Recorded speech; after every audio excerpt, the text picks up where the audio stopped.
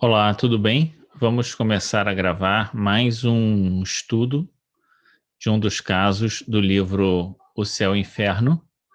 Dessa vez, vamos estudar o caso de exprobações de um boêmio. Ah, Se você não viu os outros estudos dos espíritos sofredores, está aqui no card que eu estou colocando. E nós também já estudamos os casos dos criminosos arrependidos, os espíritos endurecidos e as expiações terrestres, que também estão todas no mesmo canal que você pode acessar, certo? Na sequência, nós vamos terminar, claro, de estudar o caso dos espíritos sofredores, para depois passar para os suicidas, os espíritos em condições medianas e depois os espíritos felizes. Então, vamos começar a fazer esse estudo. Vou aqui compartilhar a tela. Exprobações de um boêmio. É sempre bom a gente lembrar, quando a gente começa, né, aqui a fazer a nossa leitura, de que esse espírito, que nós não temos o nome, ele está vivo em algum lugar, está, né, encarnado ou desencarnado, não sabemos, e nós pedimos a Deus que o abençoe. Nós temos todo o respeito pelo seu relato que ele traz aqui no Céu e Inferno para nossa instrução, e nós desejamos que ele seja envolvido em bênçãos de paz, que ele receba de Deus as bênçãos reconfortadoras para que ele possa estar num estado melhor, de mais facilidade, felicidade, de mais paz, assim como todos nós buscamos também esse estado de mais tranquilidade, de bênçãos de Deus para nossas vidas. Muito bem, vamos começar então aqui com o relato desse boêmio. O importante aqui é esse relato, é um relato relativamente curto, mas vamos tentar tirar dele o máximo proveito possível, ok?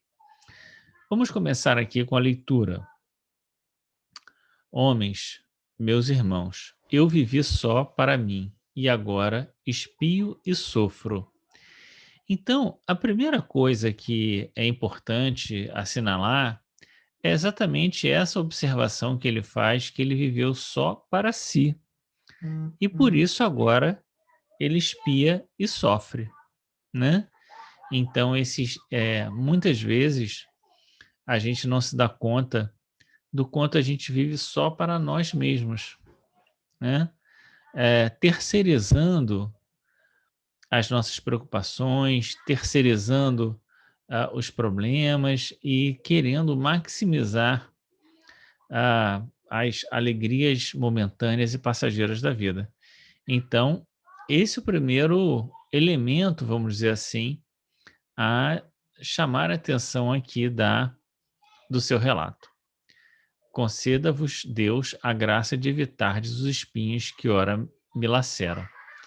Prossegui na senda larga do Senhor e orai por mim, pois abusei dos favores que Deus empresta às suas criaturas. Mais à frente ele vai voltar mais ou menos nesse tema, né? Mas quando eu li essa passagem, eu me lembrei imediatamente da ideia de que nós somos administradores dos bens divinos, né? E vou ter até aqui a observação para não me esquecer, da parábola dos talentos, que exatamente nos faz lembrar que o Senhor nos concede talentos para que a gente possa multiplicá-los, para que a gente possa fazer com que o pouco que nós temos se transforme em muito mais, e não simplesmente para enterrar o talento. Mas existe um outro elemento importante na parábola dos talentos, né? Que nem sempre a gente se dá conta de que os talentos não são nossos, os talentos são emprestados. E é exatamente essa a expressão que ele usa aqui e está inclusive grifado, né? Então, Deus empresta, né? Essa ideia de que tudo que nós temos é empréstimo de Deus para que a gente multiplique. Então, não é para usar para si, né? É para usar para si, na medida em que isso nos faculta ampliar as nossas possibilidades para agir para o outro. Então, é muito comum, eu já pensei muito nisso, né? A gente tem, por exemplo, uma onda de pessoas muito preocupadas com a sua saúde. Então, se alimentam muito bem, fazem muito exercício, né? Ah, não consomem álcool, o que é muito bom. Mas a grande questão que fica é assim: você quer ter uma vida muito boa, uma vida com muita saúde e etc. Mas o que exatamente você faz da sua vida e da sua saúde? Se tudo isso serve para enaltecer a si mesmo, tornar você uma pessoa mais vaidosa, né? Levar você para um campo de sensualidade e acabar te desviando do caminho, então esse propósito que era bom de princípio, por princípio, pode se tornar um elemento negativo. Por outro lado, se você usa essa mesma saúde para multiplicar as bênçãos para outras pessoas, aí você fez bom uso daquele recurso. Muito bem, vamos lá então entender isso que o Espírito está nos falando. A ideia de que os bens que nos chegam são empréstimos de Deus. Todas as coisas que nós temos são empréstimos de Deus. Por quê? Porque ah, pode estarmos passando em outra oportunidade e não dispormos da saúde do corpo, da, dos bens materiais e mesmo da inteligência pode estar embotada. Muito bem, vamos continuar então aqui a nossa leitura. Quem sacrifica os instintos brutos, a inteligência e os bons sentimentos que Deus lhe dá, assemelha-se ao animal que muitas vezes se maltrata. Vamos aqui entender essa frase que ela pode ter um sentido duplo, né? Quem sacrifica aos instintos brutos a inteligência e os bons sentimentos que Deus lhe dá, assemelha-se ao animal que muitas vezes se maltrata. Então, ele está dizendo que sacrificam os instintos à inteligência. Então, abre mão da inteligência e dos bons sentimentos para saciar os seus instintos. Certo? É isso que ele está dizendo. Então, assemelha-se ao animal. Muito bem. No livro dos Espíritos, na introdução, a gente tem a informação, né, de que o homem tem duas naturezas: a do corpo, que participa da natureza dos animais, dos quais tem os instintos, pela alma participa da natureza dos espíritos, né? E aí eu botei aqui embaixo, que essa observação aqui embaixo é minha, que o espírito está falando dos instintos ou das tendências instintivas. E eu vou explicar por quê. Quando a gente olha com mais calma todas as questões referentes aos instintos no livro dos Espíritos, e eu não pude fazer esse apanhado todo para mostrar para vocês aqui, mas vocês podem procurar, vocês vão ver que o cerne da questão é que os instintos são, fazem parte da nossa natureza animal como algo importante, uma bênção, uma proteção que Deus nos coloca para que a gente dê conta da vida material. Então, por exemplo, o instinto de conservação, o instinto de amamentar-se assim que nasce, né? De sentir uma adrenalina quando você está com medo. Esses são instintos que ocorrem e que fazem parte da nossa natureza animal e que são importantes, são vitais para todos nós. Então, isso quer dizer que É, não existe instinto bruto. Esse é o ponto que eu quero chegar. E aí, por isso, a questão das tendências instintivas, que são outra coisa, e a gente precisa entender com cuidado. Nós podemos acabar nos viciando e transformando um instinto em algo que a gente acaba se perdendo, né? A gente acaba se viciando em um determinado prazer ou saciar a uma necessidade que nós temos, e a gente transforma aquilo numa certa viciação, numa forma de viciação, que vai, numa vida subsequente, se transformar numa tendência instintiva, ou seja, você vai nascer com essa tendência que vai aparecer quase como instinto, né? Tendência instintiva nesse sentido. Você não vai perceber, você já está fazendo. Mas isso foi um processo de degradação do instinto. Vou dar um exemplo, né? Nós temos que nos alimentar. Nós temos que nos alimentar de forma adequada. Estamos falando de ter uma alimentação saudável. Isso é importante que a gente faça e que todos façamos. Entretanto, quando a gente transforma a nossa vida em comer e comer cada vez mais, e cria um vício da comida, e a gente acaba tendo doenças decorrentes disso, desencarna por decorrência disso. Na vida seguinte, nós vamos ter uma tendência instintiva a continuar com aquela viciação que a gente traz de uma vida anterior. Então, é esse processo que ele está chamando a atenção. Os instintos, a princípio, eles não são brutos nem ruins. Eles estão em nós para que a gente possa dar conta da nossa existência.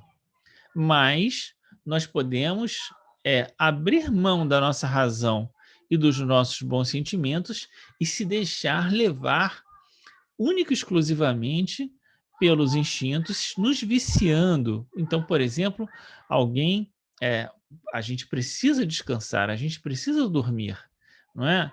Mas ficar inerte já é um extrapolar de algo que é necessário para a gente. E assim a gente poderia dar inúmeros exemplos. O homem, então vamos continuar aqui. O homem deve utilizar-se sobriamente dos bens de que é depositário. Então, no Evangelho segundo o Espiritismo, e depois eu vou colocar aqui, na utilização dos bens da riqueza, uma coisa assim, ali acho que é no capítulo 10, eu vou colocar aqui no vídeo exatamente onde diz que o homem é depositário no Evangelho segundo o Espiritismo, certo? Que essa é a mesma noção da ideia de que Deus empresta. Deus empresta e nós, portanto, somos depositários, administradores dos bens que recebemos de Deus.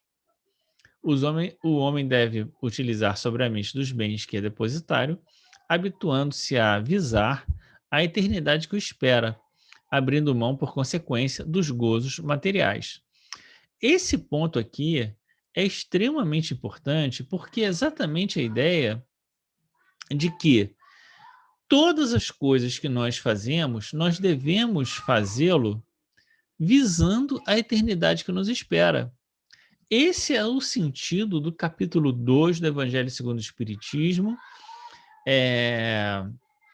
que vai trazer a mensagem do ponto de vista e dizer da importância de nós entendermos a vida que continua, para que a gente possa ponderar os nossos gozos materiais, que são importantes de serem vividos, não é?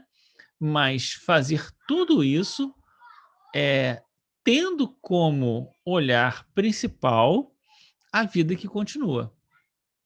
Se a gente não faz isso, a gente se deixa levar simplesmente pelos prazeres e gozos materiais e acaba se perdendo na materialidade da vida. Então ele vai dar alguns exemplos aqui, o boêmio, né? A sua alimentação deve ter por exclusivo fim a vitalidade, o luxo deve apenas restringir-se às necessidades da sua posição, os gostos, os pendores, mesmo os mais naturais, devem obedecer ao mais são raciocínio, sem o que ele se materializa em vez de se purificar. Então é como se isso fosse é, se materializando em nós, né? Esses gozos, e ao invés de nós nos tornarmos espíritos mais purificados e espiritualizados, a gente pode se tornar cada vez mais materializado. E por isso é importante a gente pensar e ter como referência de que às vezes as pessoas acreditam a ideia de espiritualidade a coisas que não vão levar em nada à sua espiritualidade de fato, né? É... Por quê? Porque ela pode fazer várias, né? Acreditar em várias coisas, fazer várias atividades que ela acredita que a espiritualiza, mas se deixar levar por inúmeros elementos que acabam materializando ela, seja a comida, seja a sensualidade, seja eh, ah, os vícios em geral, do álcool, da bebida. Nós não queremos fazer aqui, né, nenhum pré-julgamento, mas em cada um que pense, né, no seu exemplo. E aqui ele está mostrando que todo o nosso processo de vida deve ser um processo pensado. Mas não é pensar simplesmente, é pensar que as coisas que nós fazemos têm um propósito.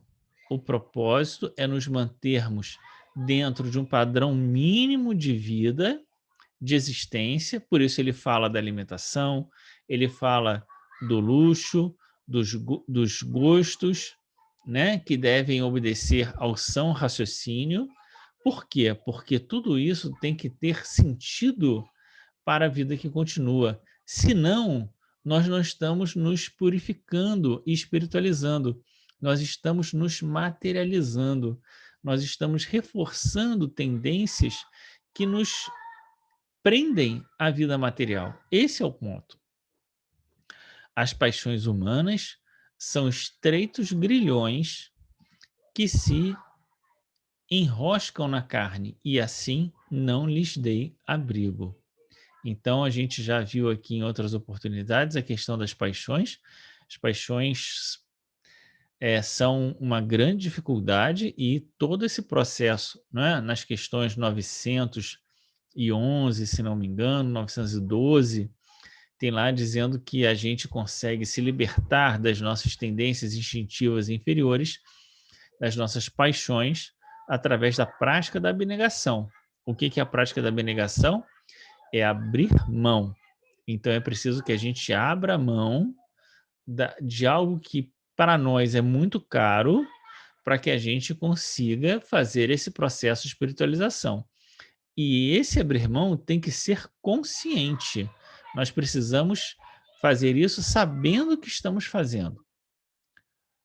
Vós não sabeis o seu preço, ou seja, de estar agrilhoado, né, enroscado, preso às paixões, quando regressamos à pátria espiritual. As paixões humanas vos despem antes mesmo de vos deixarem, de modo a chegardes completamente nus ante o Senhor, a cobrir-vos de boas obras, que vos ajudem a franquear o espaço entre vós e a eternidade. Então, quando ele fala de estar nu, está exatamente despido de boas obras. É como se as boas obras nos vestissem. E aí é o vestir de luz, né? Enquanto as paixões, as viciações, elas nos despem, né?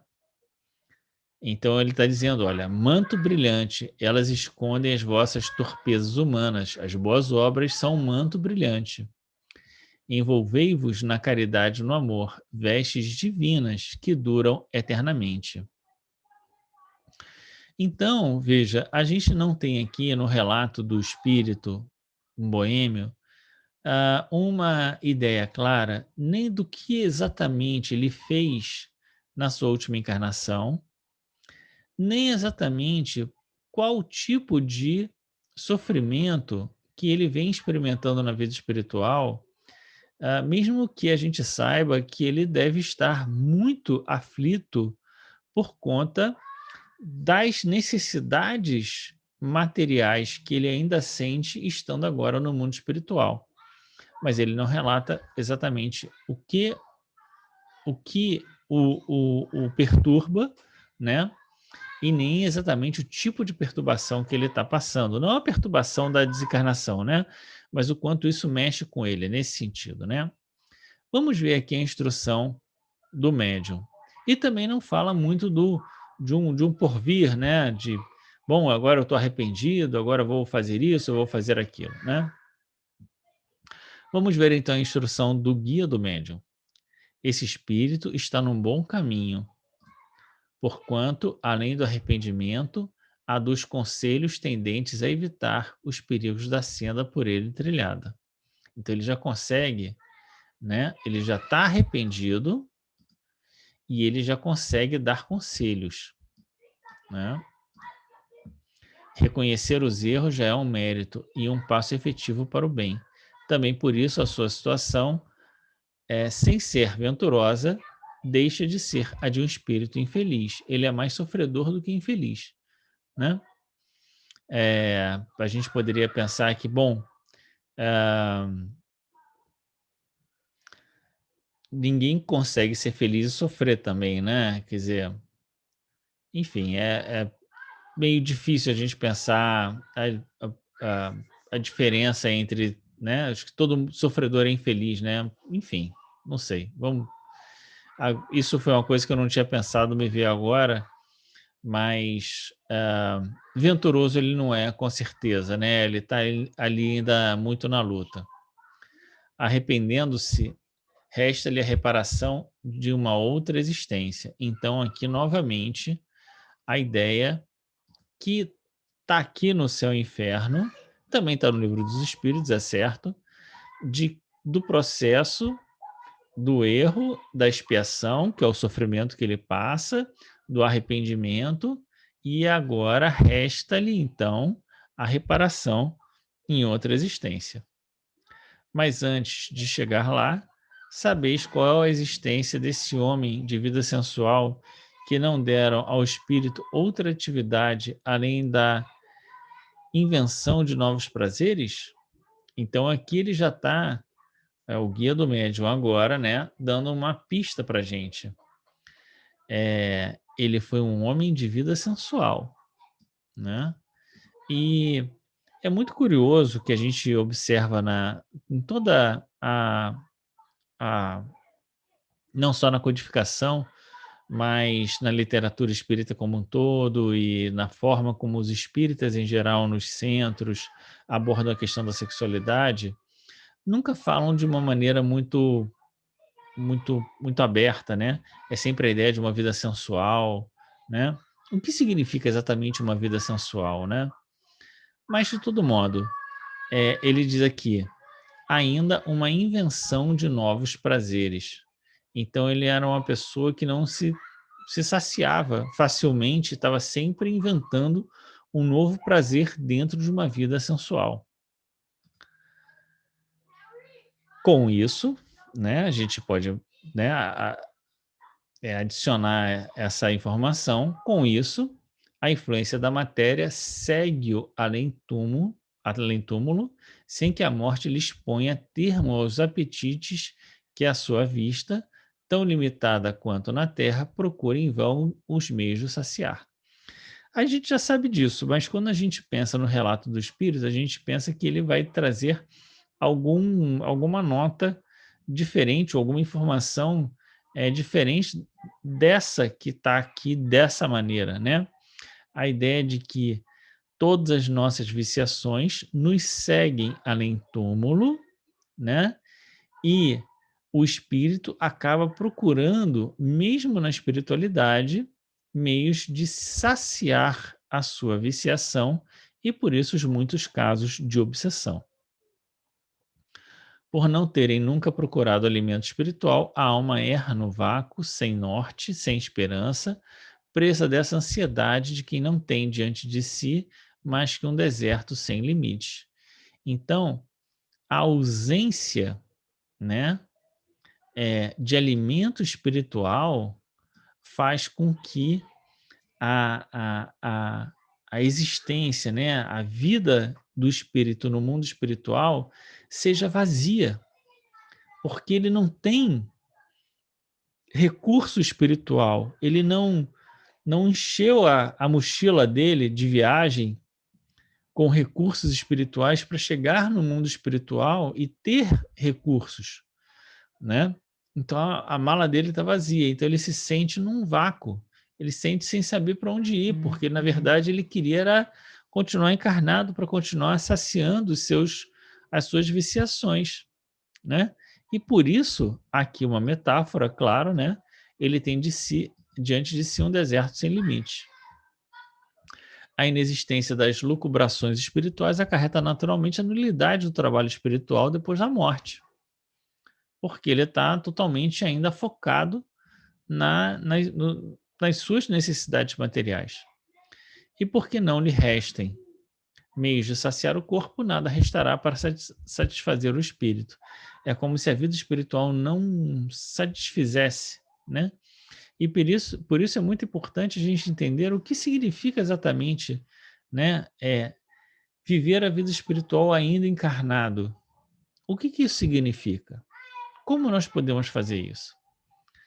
E aí ele vai terminar dizendo: daí o tédio mortal, cujo termo não prevém e a qual prefeririam nada.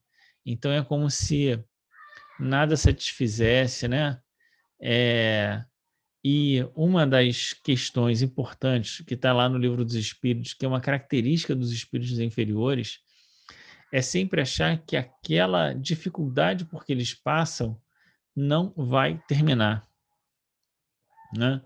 E, e, e assim que ele está dizendo, né? Um tédio mortal cujo termo não prevém, né? Então não consegue divisar quando aquilo vai terminar. Mas o nada não existe. Puderam matar o corpo, mas não podem aniquilar o espírito. E aí essa contradição, né? Maltrataram tanto o corpo, viciaram tanto o corpo, né? Malbarataram tanto o corpo.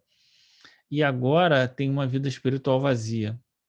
Importa, pois, que vivam nessas torturas morais, até que, vencidos pelo cansaço, se dediquem a volver os olhos para Deus. Então, todo esse processo tem uma finalidade: fazer, primeiro, que o espírito passe pela experiência que ele escolheu. Segundo, que essa experiência o canse, para que esse cansaço permita que ele possa mudar a sua posição, convencido de que não valeu a pena. É exatamente a história do filho pródigo, né? Que o pai deixa que ele vá seguir o seu caminho, ele segue o caminho, e só quando ele vê que ele está sem recurso, que ele já não tem mais nada, que ele está cansado de tanto abusar dos recursos que tem, porque ele já não tem mais recurso nenhum, então ele cai em si e então resolve voltar. O importante dessa leitura e desse caso é que a gente entenda que a gente não precisa chegar até onde o espírito, né, o filho pródigo chegou, ou que o boêmio chegou. É importante que a gente se dê conta do que exatamente nós estamos fazendo para que a gente não chegue nesse limite, né?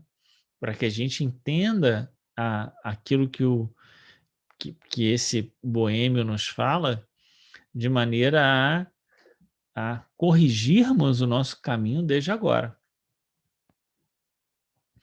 Muito bem, deixei aqui o Auguste Michel, que vai ser o nosso próximo caso, para que a gente possa continuar, né, nos casos aqui dos espíritos sofredores E, e aí vai faltar bem pouquinho. Depois do Augusto Michel, tem o Novel e o Castigo. São os 3 últimos que faltam, para depois a gente passar para os suicidas, os medianos, que são poucos, e os felizes, a gente terminar com a felicidade, que são muitos casos e só histórias bacanas para a gente, né? A gente terminar esses casos com uma vibração boa, tá bom?